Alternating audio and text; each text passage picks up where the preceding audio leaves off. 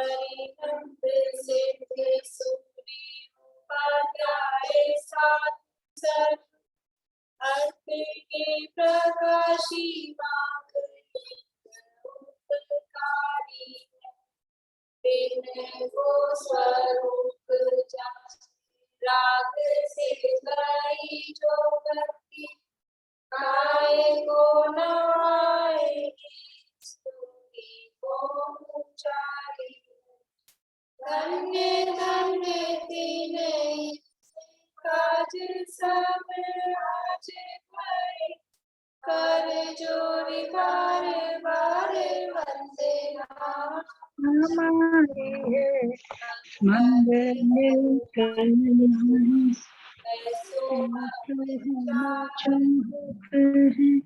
हो मेरे सीता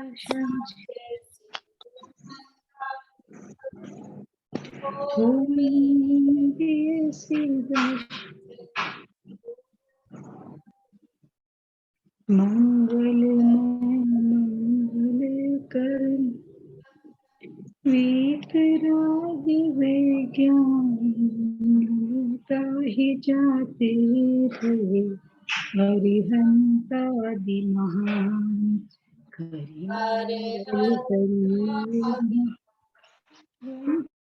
करण के जाते मिले समा ग्रंथ करण को जाते मिले समाज सभी पावे निज पति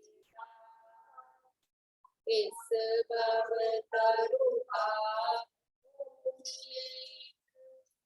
जानहु मिथ्या ताको करिए मोक्ष करिए मोक्ष।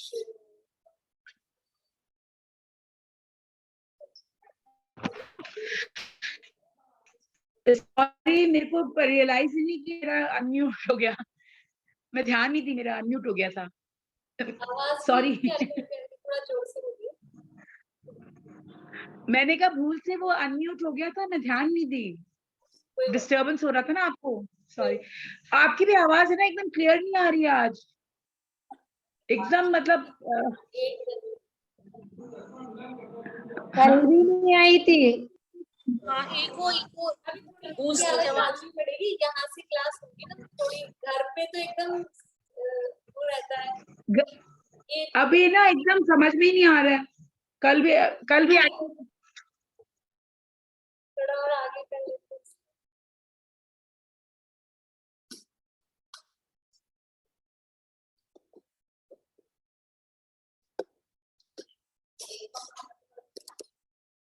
ये वाला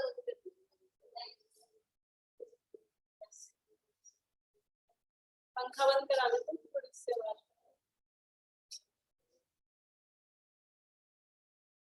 अब थोड़ी शांति होगी।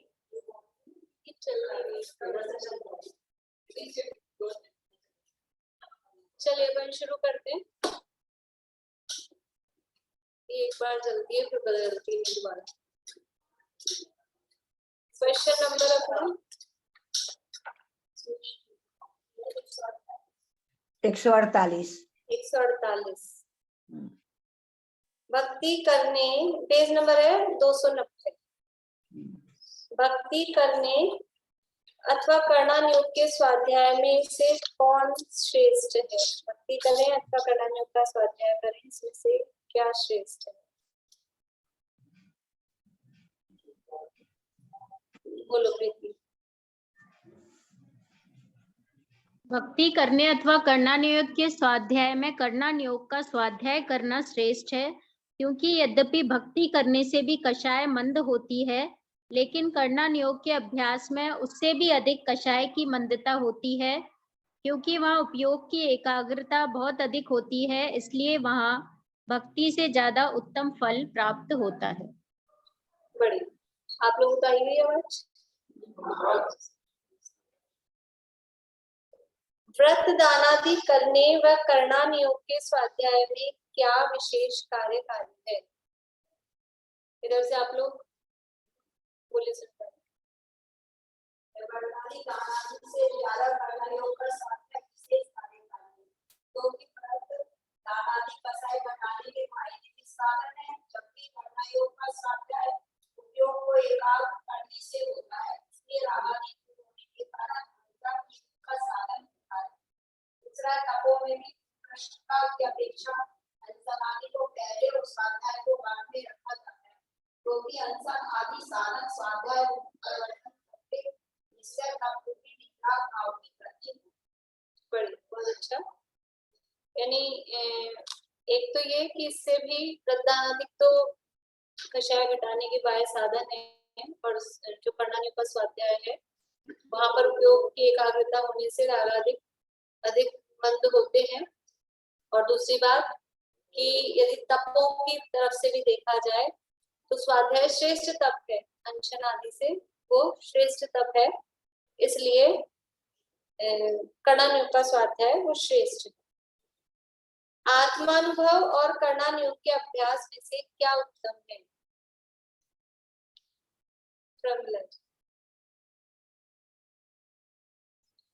अनम्यूट करिए। आत्मा अनुभव तो सर्वोत्तम कार्य है।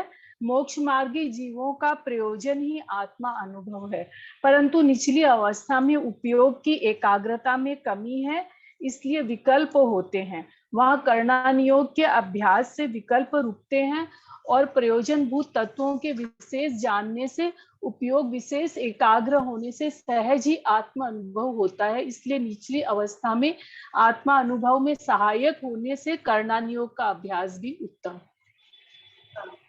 दोनों में से श्रेष्ठ में देखा जाए तो आत्मानुभव वो श्रेष्ठ है, लेकिन आत्मानुभव होता नहीं है निचली अवस्था में आसानी से, इसलिए उपयोग को एकाग्र करने के लिए, क्योंकि आत्मानुभव उपयोग की एकाग्रता से हुआ, उपयोग को एकाग्र करने के लिए कर्णानुयोग अच्छा माध्यम। आत्मानुभव में उपयोग न टिके तब कर्णानुयोग के विचार में उपयोग लगाने से क्या लाभ है? बोलिए। वर्तमान में भी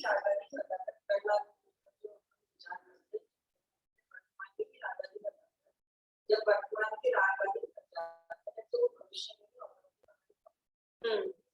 यानी प्रश्न ये था कि आत्मानुभव में उपयोग नहीं लग रहा तो फिर कर्णानुयोग के अभ्यास में क्या लाभ है?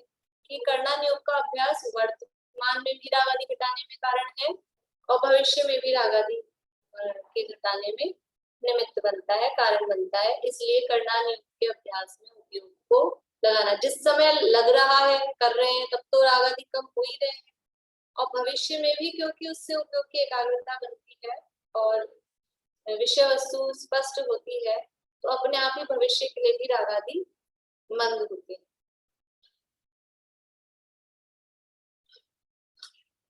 दो और है ना, कर ले। कर्णानुयोग का विचार राग आदि घटाने या मिटाने का कारण किस प्रकार है? मिला अभी आप नहीं करती। प्रश्न है कर्णानुयोग का विचार राग आदि घटाने या मिटाने का कारण किस प्रकार है? पूर्णिमा आंटी।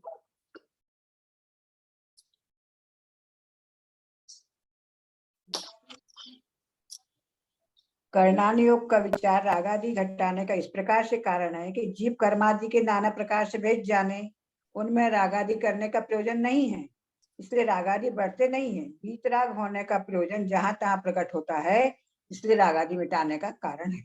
क्योंकि जीव के कर्म के भेज जाने, अब उसमें क्या राग होगा?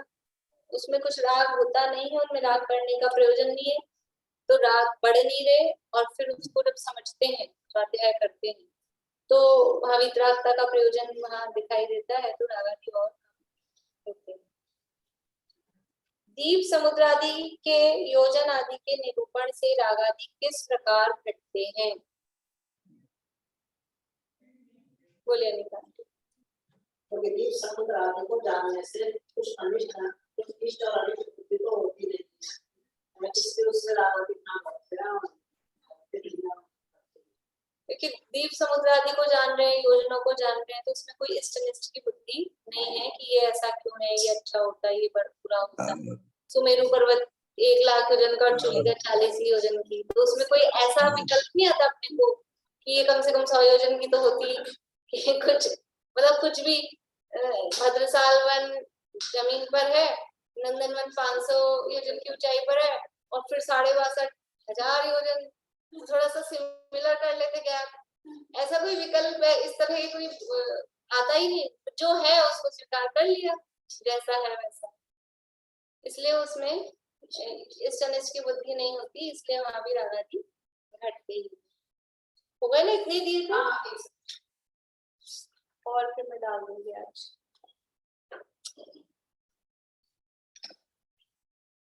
देखिए अपनी चर्चा चल रही है पेज नंबर 293, 293 नंबर पेज है हमारा। प्रकरण चल रहा है, आपने पढ़ा है मोक्ष प्रकाशक पहले?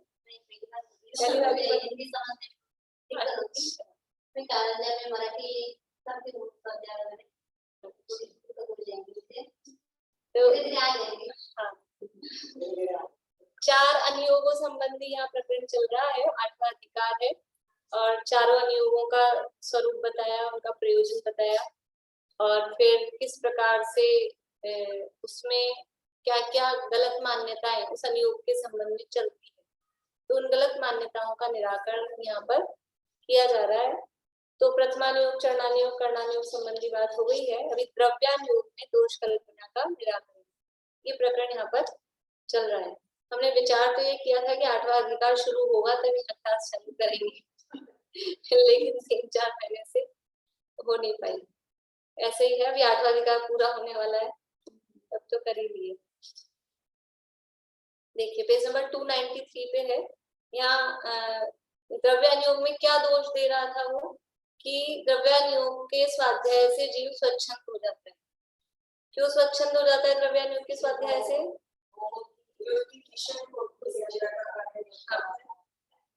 भोगों को निर्जरा का कारण और व्रतशील संयम आदि का हीनपना हेयपना प्रकट किया और विषय भोगों को निर्जरा का कारण कहा। इसके कारण से स्वच्छंद हो जाएगा। तो उसका निराकरण किया कि ऐसा नहीं है। जो यथार्थ यदि सुने, पहले तो यदि कोई गलत, एक ही व्यक्ति गलत अर्थ ग्रहण कर रहा है तो उसके लिए सबका निषेध तो नहीं किया जा सकता। फिर दूसरी बात ये कह रहा है कि जो द्रव्यानुयोग का उपदेश है, अध्यात्म का उपदेश है, ऊंची बात है, तो बड़े लोगों के लिए, ऊंचे लोगों के लिए, हम तो छोटे आदमी, तो हमारे लिए ये द्रव्यानुयोग का उपदेश नहीं है। इसलिए जो ऊंची भूमिका वाले हैं, ऊंचे पद पर हैं, उनको द्रव्यानुयोग का स्वाध्याय करना चाहिए। जो घर गृहस्थी वाले लोग हैं, छोटे मोटे लोग, उनको तो व्रत करो, पूजा करो, ऐसा ही उपदेश देना चाहिए। ये बड़ी बड़ी बातें, आत्मा की बातें, आत्मानुभव की बातें, भेद विज्ञान की बातें, ये निचली भूमिका वालों के लिए योग्य नहीं है, ऐसा सामने वाला कह रहा है। तो उसको जवाब दिया कि ऐसा नहीं है। पहले यानी राजमार्ग क्या है, नियम क्या है कि पहले सम्यक दर्शन हो फिर व्रतादि। तो सम्यक दर्शन कैसे होगा? सम्यक दर्शन होने के लिए सफर का भेद विज्ञान चाहिए, और वो भेद विज्ञान किस आधार पे होगा कि द्रव्यानुयोग का जो उपदेश है, मूल उपदेश यही है, 6 द्रव्य 7 तत्व 9 पदार्थ 85 का सफर भेद विज्ञान, निश्चय व्यवहार निमित्त उपादान, ये जो मूल उद्देश है, इनको समझे बिना वो सम्यक दर्शन आदि की प्राप्ति नहीं हो सकती। इसलिए निचली भूमिका वालों के लिए तो जरूरी से कार्यकारी है, इनको तो ज्यादा जरूरत है। ये कह रहा है निचली भूमिका वालों को नहीं चाहिए, हम कह रहे हैं कि निचली भूमिका वालों को तो मस्ट है, उनको तो जरूर द्रव्यानुयोग का उपदेश होना चाहिए। उसी संबंध में तर्क वितर्क यहाँ चल रहे हैं। फिर उसने कहा कि काल निकृष्ट है, तो काल भी वास्तव में अपेक्षाकृत निकृष्ट कहा है कि मोक्ष नहीं जा सकते, इसलिए निकृष्ट है। वास्तव में काल निकृष्ट, सम्यक दर्शन होने के लिए तो काल कोई मनाही है नहीं। देखिए यहीं से पढ़ते हैं पेज नंबर 293 में बीच में। तथा यदि कहोगे कि यह काल निकृष्ट है, इसलिए उत्कृष्ट अध्यात्म उपदेश की मुख्यता नहीं करना, तो उनसे कहते हैं यह काल साक्षात मोक्ष न होने की अपेक्षा निकृष्ट है। आत्मानुभवन आदि द्वारा सम्यक्वादी होना इस काल में मना नहीं है, इसलिए आत्मानुभवन आदि के अर्थ द्रव्यानुयोग का अवश्य अभ्यास करना। आत्मानुभव के लिए तो द्रव्यानुयोग का अभ्यास अवश्य करना। वही षट पाहुड़ में मोक्ष पाहुड़ में कहा है। मोक्ष पाहुड़ की गाथा है, कुलकुंदाचार्य देव का ग्रंथ है। जब टोडरमल जी साहब ने लिखा था तब 6 ही पाहुड़ मिले थे, तो षट पाहुड़ के नाम से वो था। उसके बाद में 2 पाहुड़ और मिल गए, तो अब अष्ट पाहुड़ हो गए। हम अष्ट पाहुड़ के नाम से जानते हैं। उसमें पाहुड़ का मतलब वैसे तो पाहुड़ का मतलब होता है प्राभृत, यानी जो श्रुति ज्ञान के अंग है ना, द्वादशांग नहीं, श्रुति ज्ञान के ही जो भेद होते हैं, शुद्ध ज्ञान के भेद होते हैं। मति शुद्ध ज्ञान जो वाला शुद्ध ज्ञान है उसमें पर्याय पर्याय समास इस तरह से करते करते प्राभृत वो एक उसका भेद आता है, और उस प्राभृत के अंतर्गत ये प्राभृत ग्रंथ मतलब ये प्राभृत होते हैं। उस प्राभृत का ज्ञान वो कुलकुंदाचार्य को था। इस समय प्राभृत तो द्वादशांग के अंगों में ही एक अंग है और वो शुद्ध ज्ञान के भेदों में आता है। तो मूल में तो ये वो चीज है, और वैसे प्राभृत का पाहुड़ का शब्दार्थ होता है भेंट, भेंट, भेंट, गिफ्ट, वो भेंट। हाँ, प्राभृत पाहुड़ प्राकृत में है, प्राभृत संस्कृत में है, और उसका शब्दार्थ तो भेंट होता है। तो वही मोक्ष पाहुड़ मोक्ष प्राभृत में कहा है। अज्वितिर्यण शुद्धा अप्पा झाऊण जंति सुरलोये लोयन्ति यदेव तच्चुवाणिर्बुधिं जत्ति।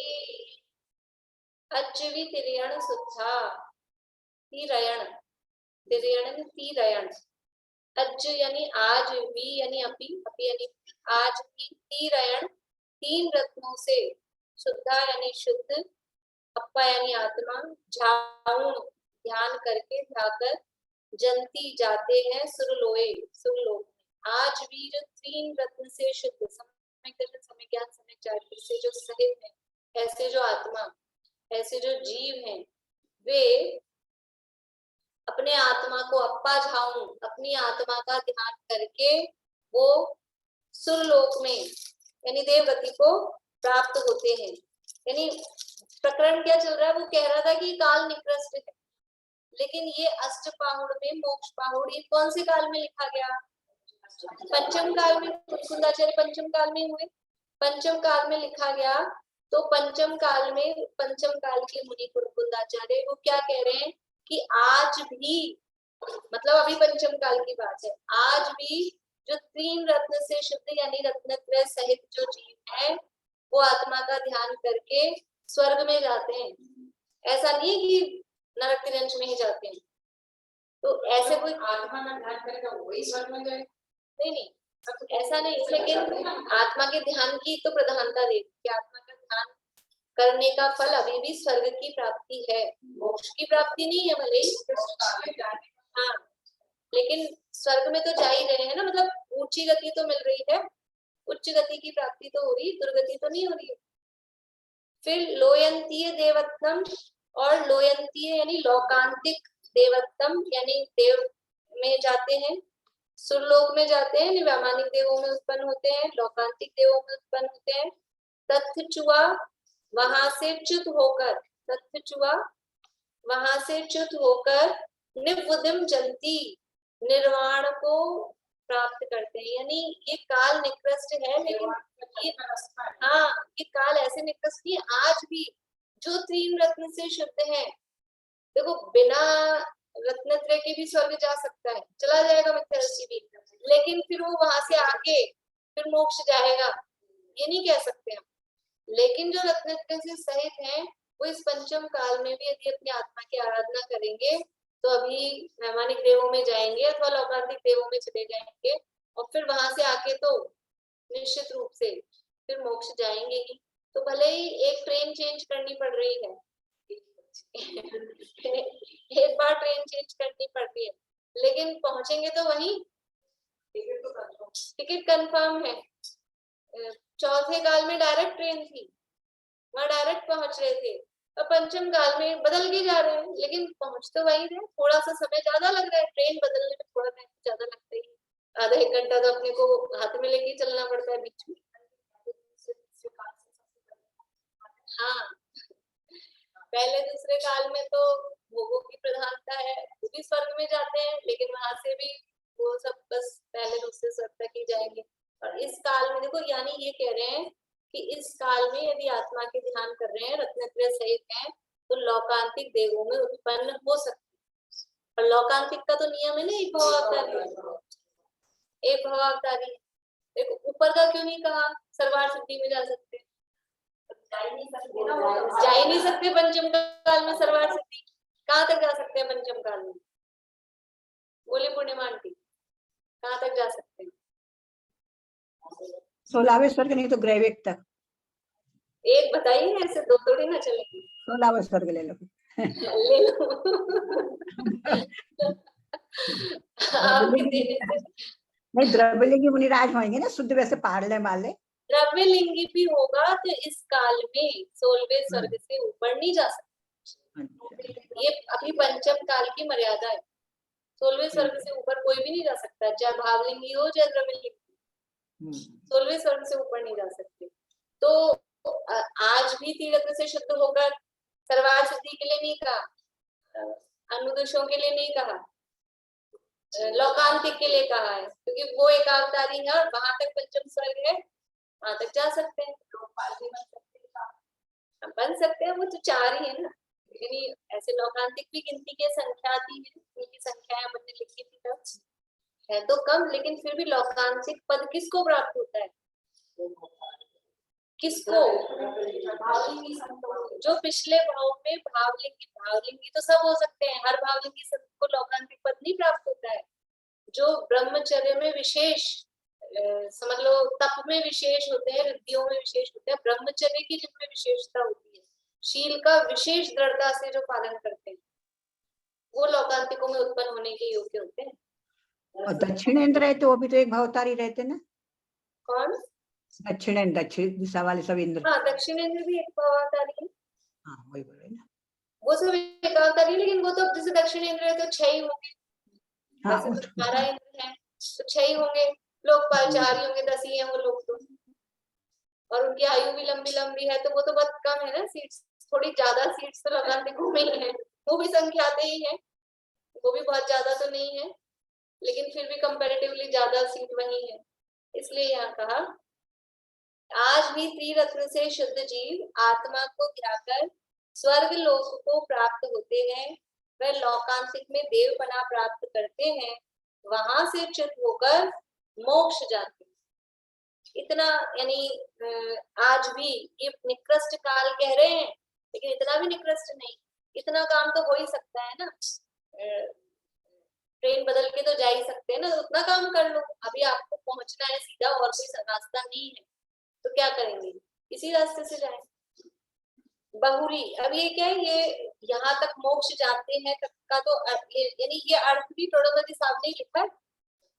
अभी मतलब ऐसा नहीं कि वो अष्टपाउड़ में से यहाँ किसी ने उतारा है, ये मोक्ष उन्होंने खुद ने लिखा है टोडोमती साहब ने। उसके आगे वो कुछ लिख रहे थे बहुरी, और उसके बाद में लिख के नीचे लिखा है कि यहाँ बहुरी के आगे 3-4 पंक्तियों का स्थान हस्तलिखित पूर्ण प्रति में छोड़ा गया है, जिससे ज्ञात होता है कि पंडित प्रवर श्री टोडरमल जी यहाँ कुछ और भी लिखना चाहते थे। वो सोचे होंगे बाद में लिखूंगा, कुछ देखना होगा या कुछ ऐसी बात होगी, 2-3 लाइन छोड़ दी, लेकिन दोबारा उनको पढ़ने का मौका ही नहीं मिला। बोलिए भारती। मैं पूछ रही थी कि कुंद आचार्य देव का आगे भव का उन्होंने कुछ भी नहीं लिखा, मतलब कहीं पे कोई उसका वर्णन नहीं है? वो तो निश्चित रूप से देवगति में ही मतलब वैमानिकों में ही गए होंगे, लेकिन अब कौन नहीं, से में गए हैं?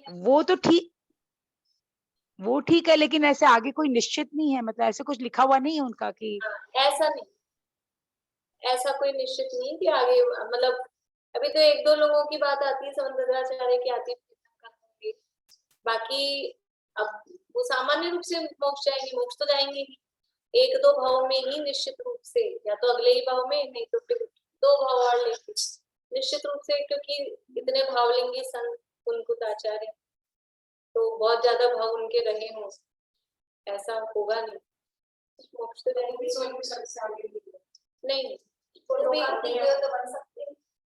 अब वो जो भी हो सकता है, हो सकता है, लेकिन 16वीं सर्ग से ऊपर कोई नहीं गया। बहुरी, ये तो यहाँ छूटा है, बहुरी का मतलब है कि और आगे कुछ कह रहे हैं, बहुरी ढूंढाली का शब्द है, हाँ इसके आगे फिर ऐसा करके कुछ भी वो कहना चाह रहे थे। इसलिए इस काल में भी द्रव्यानुयोग का उपदेश मुख्य चाहिए, यानी इस काल में भी, ये काल निकृष्ट है तो इतना भी निकृष्ट नहीं है कि द्रव्यानुयोग का उपदेश ही हम अलाउ नहीं करें, उसको ही मान्य नहीं करें, ऐसा नहीं है। इस काल में भी द्रव्यानुयोग का उपदेश मुख्य चाहिए। कोई कहता है द्रव्यानुयोग में अध्यात्म शास्त्र है, वहां स्वपर भेद विज्ञान आदि का उपदेश दिया, वह तो कार्यकारी भी बहुत है और समझ में भी शीघ्र आता है, परंतु द्रव्य गुण पर्याय आदि का, वह प्रमाण न्याय आदि का, वह अन्य मत के कहे तत्वादि के निराकरण का कथन किया, सो उनके अभ्यास से विकल्प विशेष होते हैं। वे आप स्वपर भेद विज्ञान का बात कहो, वो तो समझ में आती है, जीव जुदा पुद्गल जुदा, आत्मा भिन्न है, राग के प्रदेश भिन्न है और शरीर भिन्न है, वो हमको समझ में आता है। लेकिन ये जो द्रव्य गुण पर्याय, ये जो अर्थ पर्याय, व्यंजन पर्याय और समान ये बहुत कॉम्प्लिकेटेड है, ये हमको नहीं समझ आती है।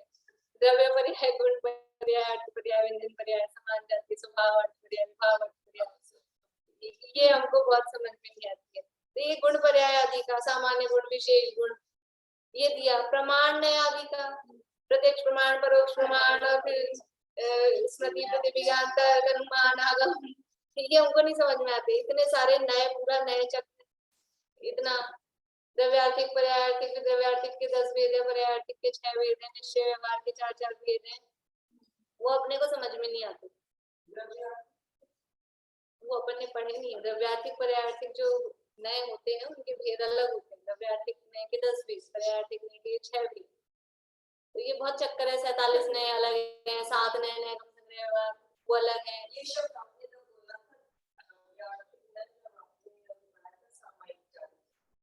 हाँ, द्रव्यार्थिक नए से, हाँ, और वो सामायिक चारित्र, यानी जिस चारित्र का को द्रव्यार्थिक नए से सामायिक चारित्र कहते हैं, पर्यायार्थिक नए से उसी को क्षेत्रोपस्थापन। तो ये जो सब कहे और क्या कहे, ये तो फिर भी ठीक है, ये तो हमको तो समझ में आ जाती है चीजें इतने सालों से सुनते हुए। लेकिन ये जो अन्य मत के तत्वादि के निराकरण, ये सर्वत की सिद्धि जो आपने चलाई, ये तो बिल्कुल ही हमारे समझ से बाहर है। ये क्या क्या था, उपनयन, निगमन, हेतु, दृष्टांत, पक्ष, प्रतिज्ञा, ये सारी तो, इन सब से क्या मतलब है। और वो तो शुरू में निकल गए अपने द्रव्य संग्रह में, दूसरी ही गाथा में कौन कौन से मत का निराकरण, जीवो, उपोगमो, अमुक्ति, कत्ता, सदेह परिमाणों, कौन कौन से यानी किस किस मत का निराकरण किया। जीवों का है, जीव है, जीता है, उपयोग में है, अमूर्तिक है, जीव करता है, ये कहा आचार्य ने कि जीव करता है, तो क्यों कहा, कभी तो यहाँ तो अंदर तो आपके क्यों करता है, और वहां कह रहे हैं सिद्धांति देव की जीव करता है। तो किसी मत का निराकरण करने के लिए, कोई मत वाले जीव को, सर्व सांख्य मत वाले है ना, वो सर्वथा करता की जीव कुछ करता ही नहीं, वो ऐसा मानते हैं, तो उनका निराकरण करने के लिए जीव को करता का, ऐसी अलग अलग मान्यताएं। तो वहां पे बताया कि पूरे द्रव्य संग्रह में मता अन्य मतों की अपेक्षा से हर गाथा में कथन है कि किसी नहीं, वो अपेक्षा नहीं है, वो अपेक्षा नहीं है। फिर तो कुछ द्रव्य करता है ऐसे हर द्रव्य ही अपने परिणाम करता है ना, तो फिर सौम्य द्रव्य होंगे। हाँ, वो अपने रागादि भावों का करता, उग्गल कम्मादीनम कत्ता, वो बात थी। तो ये जो आपने कथन किए सो उनके अभ्यास से विकल्प विशेष होते हैं। बहुत हमारा दिमाग बच जाता है, वो समझ नहीं आता है, हमारे बहुत विकल्प होते हैं। उनके अभ्यास से विकल्प विशेष होते हैं और वे बहुत प्रयास करने पर जानने में आते हैं, इसलिए उनका अभ्यास नहीं करना। ये प्रश्न इसलिए ये फिर से मतलब मान नहीं रहा है, कैसे ना कैसे करके द्रव्यानुयोग का निषेध करना।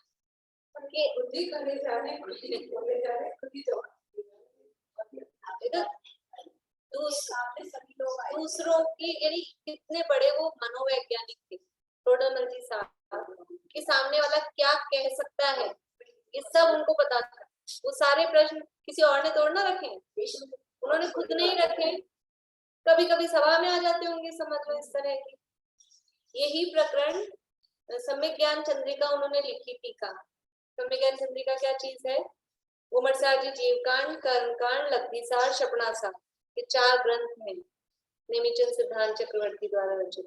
उनकी टीका टोडरमल जी साहब ने लिखी और उन चारों की टीका का एक नाम दिया सम्यक ज्ञान चंद्रिका।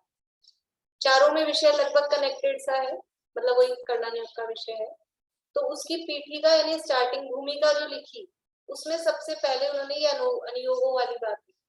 द्रव्यानुयोग का पक्षपाती ये कहता है, चरणानुयोग का पक्षपाती ये कहता है। वो उसमें दिया है गुण स्थान में अन्ना जी, शुरू में इसमें प्रस्तावना में दिया है। तो वो ये अनुयोगों के मतलब जो जिसको जिस अनुयोग का पक्ष है वो दूसरे अनुयोग का निषेध करता है और ये पढ़ना चाहिए, ये पढ़ो, ऐसा कहता है।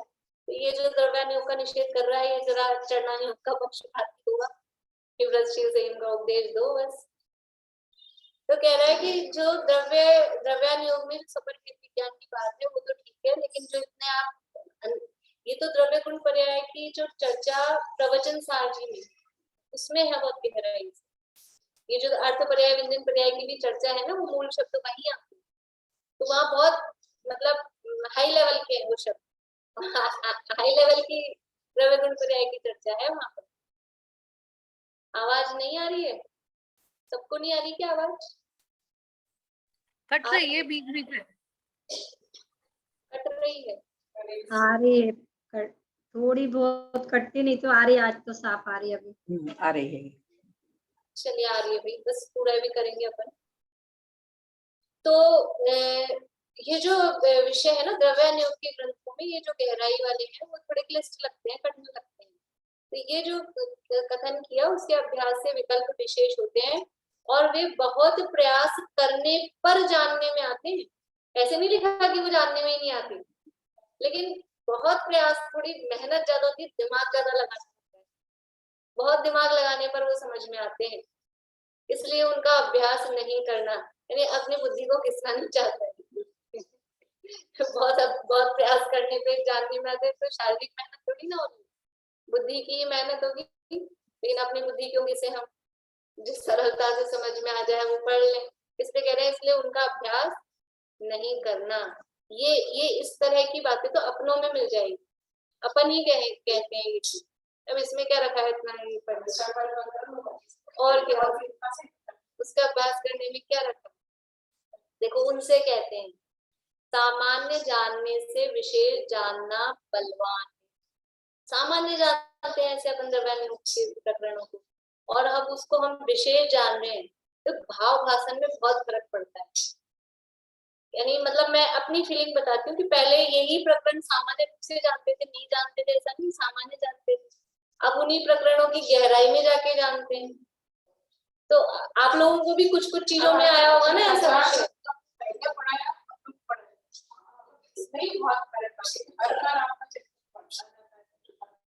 चिंतन भी और खुद की भी, वो अपनी भी तो समझने का लेवल बढ़ता जाता है। अपना भी तो वो चीज पहली बार में पढ़ी, दूसरी बार तीसरी बार में वो बहुत अलग अच्छे से समझ में आती है। पहली बार में उतनी गहराई में नहीं अपन समझ पाते। तो विशेष जानना वो बलवान होता है, और उसकी गहराई में जाते हैं तो वो बलवान होता है। तो सामान्य जानने से विशेष जानना बलवान है। जो जो विशेष जानता है त्यों त्यों वस्तु स्वभाव निर्मल भाषित होता है। जितना ज्यादा जानेंगे, विशेष रूप से जानेंगे, काम क्या है अपने को, सारा दिन क्या एक आध बार भी तो आत्मा अनुभव करता नहीं, बैठता नहीं, होता नहीं। करना क्या है, ये नहीं करेंगे, स्वाध्याय नहीं करेंगे, चाहे कर्णानुयोग की गहराइयां हो, चाहे द्रव्यानुयोग की गहराइयां हो, अगर ये नहीं करेंगे तो क्या करेंगे? किट्टी पार्टियां ज्वाइन करेंगे, इधर उधर की बातें करेंगे, घूमने फिरने जाएंगे, और क्या करेंगे? उपयोग तो लगाना ही, घर के काम अपने को करने नहीं, उसके लिए अपने पास सब लगा रखे हैं अपन ने। वो काम अपने को भी घर के काम में समय देते हुए वो सब अपने लगे हुए हैं, वो करना नहीं है तो फिर क्या करना है? या तो ब्यूटी पार्लर जाएंगे, कितनी पार्टी जाएंगे, यही 2-4 काम होंगे, और क्या काम होंगे? तो ये उपयोग को लगा, इसमें बिजी रहे और कोई काम समय ही नहीं मिले, तो अपना उपयोग इसमें लगा रहे।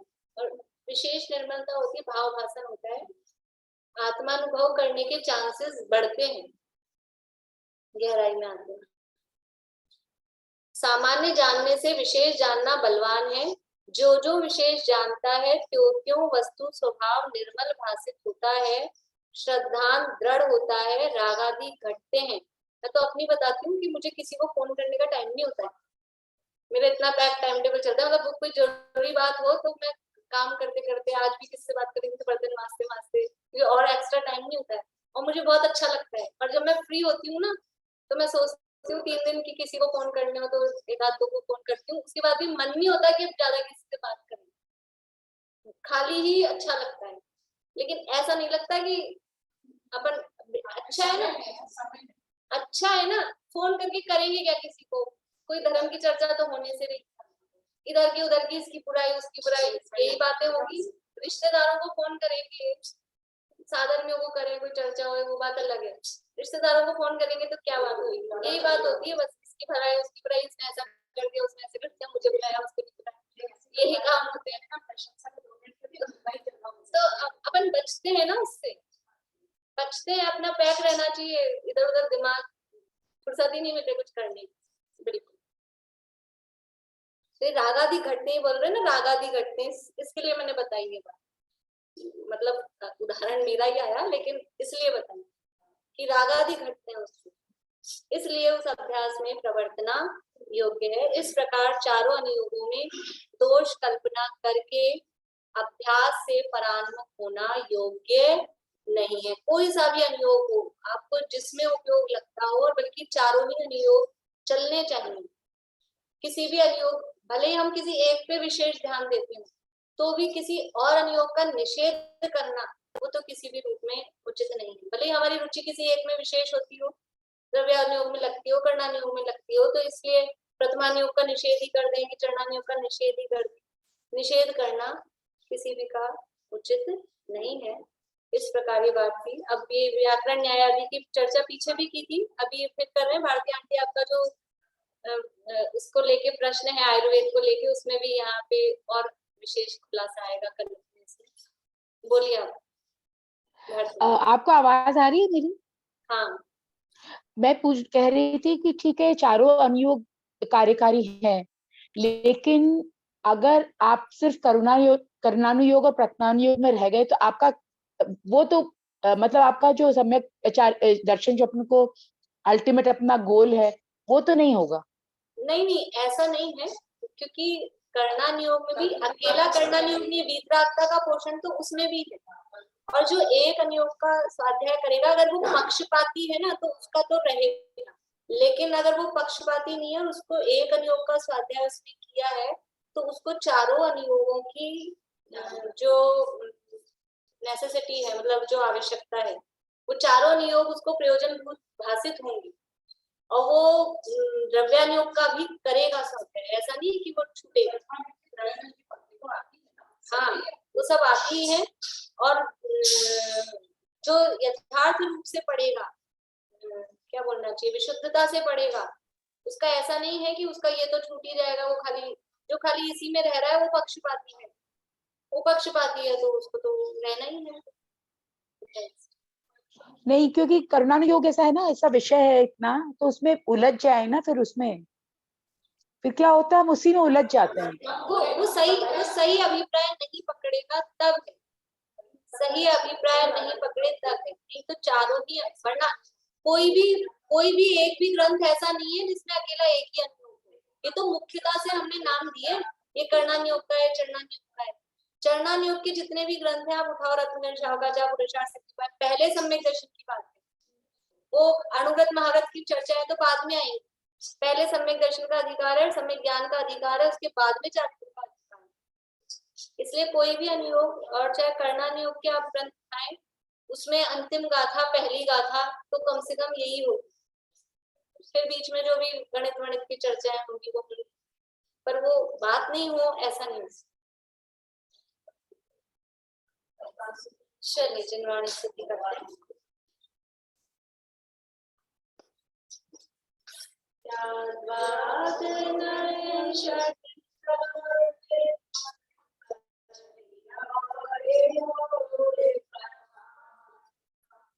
जड़ कर्म चेतन के कर स्वरूप यथार्थ जग का जो किया उसके लिए वंदना वंदना